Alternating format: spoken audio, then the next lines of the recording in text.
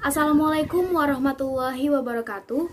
Perkenalkan, kami dari kelompok 7, kami akan memaparkan materi tentang standar kompetensi konselor lintas budaya.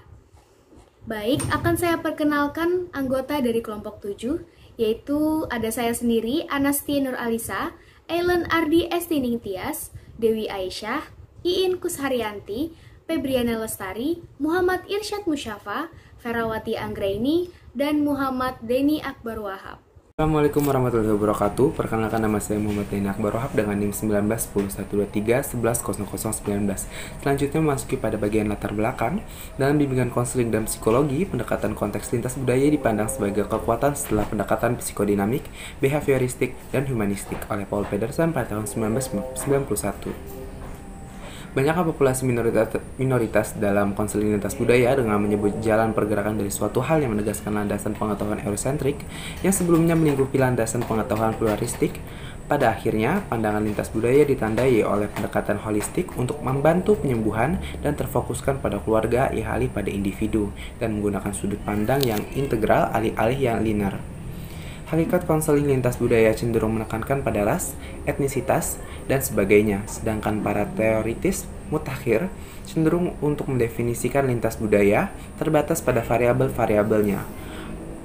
Ponteroto, Kass, Suzuki, dan Alexander pada tahun 1995, Locke 1992, Su and Su 1990. Mungkin itu saja dari saya, selanjutnya akan dilanjutkan oleh teman-teman saya. Terima kasih.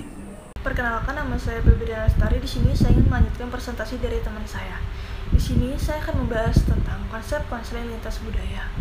Konseling lintas budaya merupakan proses konseling di mana konselor dan konseli berbeda secara kultural dalam bersosialisasi untuk memperoleh budayanya, lingkungan sosial ekonomi atau subkultural tersebut. DDS 2001 menyatakan konseling lintas budaya adalah konseling yang melibatkan konselor dan klien yang berasal dari latar belakang budaya yang berbeda.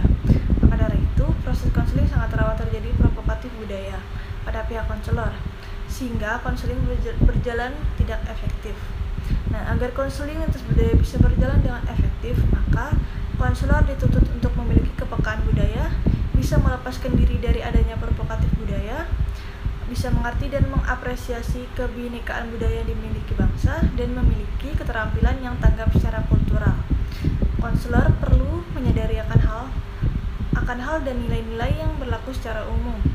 Kesadaran akan nilai-nilai yang berlaku bagi dirinya dan masyarakat pada umumnya akan membuat konselor mempunyai sudut pandang yang lebih luas akan sesuatu hal.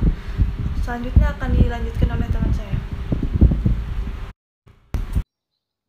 Bersama saya Iin Kusharyanti, kita akan membahas tentang kompetensi konselor, yaitu pada aspek yang pertama, aspek pedagogik. Konselor harus menguasai teori dan praksis pendidikan, yang dimana isinya ketika kita selaku konselor harus lebih dahulu menguasai teori yang akan kita terapkan kepada peserta didik.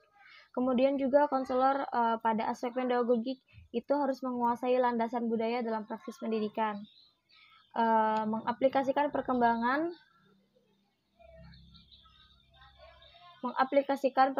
psikologis dan perilaku konseli. Pada aspek kompetensi umumnya juga mengaplikasikan kaidah-kaidah kepribadian individualitas dan perbedaan perilaku konseli terhadap sasaran pelayanan bimbingan dan konseling. Yang kedua, pada aspek kepribadian, dengan kompetensi inti, beriman dan bertakwa kepada Tuhan Yang Maha Esa. Diharapkan konselor juga beriman dan bertakwa kepada Tuhan Yang Maha Esa, serta konsisten dalam menjalankan kehidupan dengan beragam toleransi terhadap pemeluk agama lain. Mengapa dikatakan demikian? Karena kita selaku konselor tidak bisa memandang konseli hanya berdasarkan suku, ras, dan agama. Kita juga harus bisa mentoleransi atau belajar sama-sama mentoleransi konseli yang berbeda agama dengan kita. Juga beda budaya atau bahkan beda suku. Lalu pada aspek kepribadian juga menunjukkan integritas, stabilitas kepribadian yang kuat. Mengapa dikatakan demikian juga? Karena penting adanya stabilitas kepribadian yang kuat yang dipunyai oleh konselor, karena ia akan menghadapi banyak dia akan bertemu dengan orang yang mungkin kurang stabil. Jadi diharapkan ia yang stabil di situ supaya mengimbangi ketika terjadi kesalahan atau apapun, konselor dapat memperbaikinya atau tidak memperkeruh suasana. Lalu juga konselor itu harus peka, bersifat empati, serta menghormati kebinekaan budaya dan perubahan. Mengingat karena ini konseling lintas budaya, yang dimana budaya itu tidak hanya persuku saja, tapi ada juga budaya budaya A, budaya B yang harus sama-sama dihormati. Terlebih-lebih lagi apabila kita menjadi konselor dan mendapati konseling kita yang berbeda agama dan budaya. Assalamualaikum warahmatullahi wabarakatuh. Perkenalkan, nama saya Muhammad Rizk Musafa. Saya ingin menjelaskan, melanjutkan yaitu kompetisi konselor yang sosial. Jadi sosial itu berperan dalam organisasi dan kegiatan profesi bimbingan dan konseling.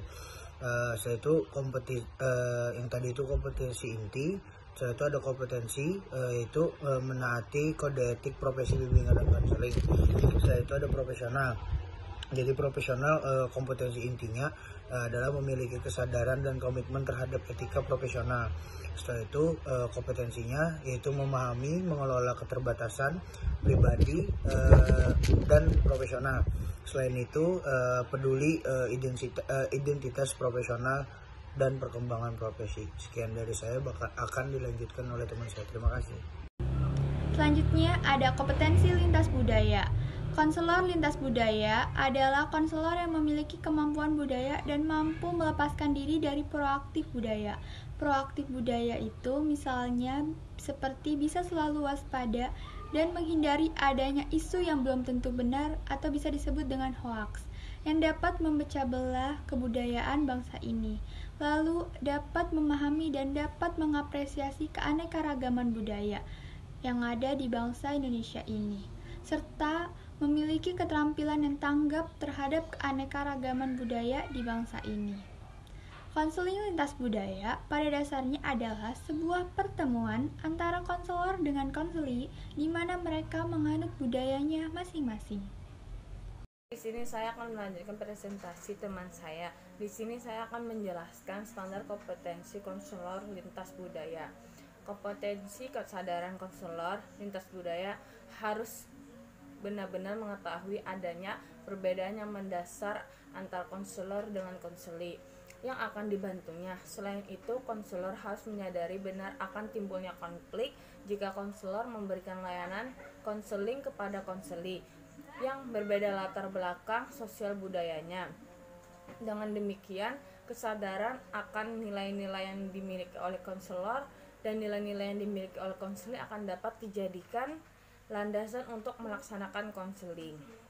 Kompetensi kesadaran ini dipandang sebagai suatu kemampuan konselor untuk sadar akan diri mereka sendiri, baik itu pandangannya atau asumsinya, nilai-nilai yang mendasarinya, pengkondisiannya, budayanya, serta kesadaran-kesadaran lain tentang diri sendiri akan mempengaruhi dan tercermin dalam konseling dengan ras, etnis, budaya yang berbeda dengan dirinya. Lalu, kompetensi pengetahuan yang perlu dimiliki oleh konselor lintas budaya adalah sisi sosiopolitik dan sosio-budaya dan kelompok etnis tertentu. Semakin banyak latar belakang etnis yang dipelajari oleh konselor, maka semakin beragam pula masalah klien yang ditangani. Kompetensi dipandang sebagai suatu kompetensi yang mengharapkan konselor dapat mengerti dan memahami pandangan diri individu yang memiliki budaya yang berbeda dengan rasa hormat dan penghargaan yang tinggi, apresiasi.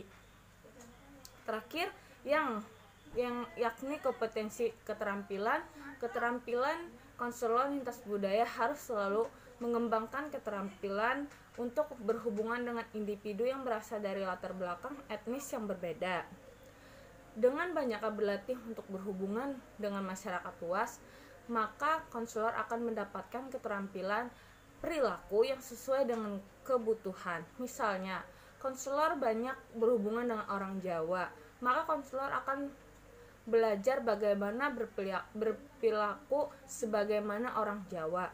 Jika konselor yang sering berhubungan dengan orang Minangkabau, maka konselor akan belajar bagaimana orang Minangkabau berperilaku.